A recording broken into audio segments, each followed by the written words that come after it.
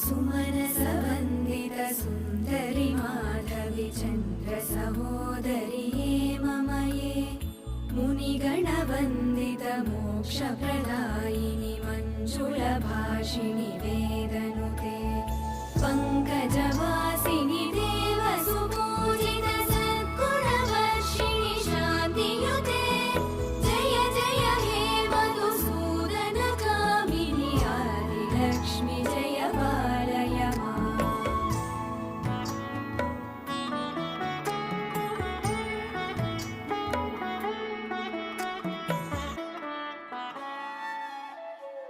अयि कलिकल्मषनाशिनि कामिनि वैदिकरूपिणि वेदमये क्षीरसमुद्भव मङ्गलरूपिणि मन्त्रनिवासिनि मन्त्रनुते मङ्गल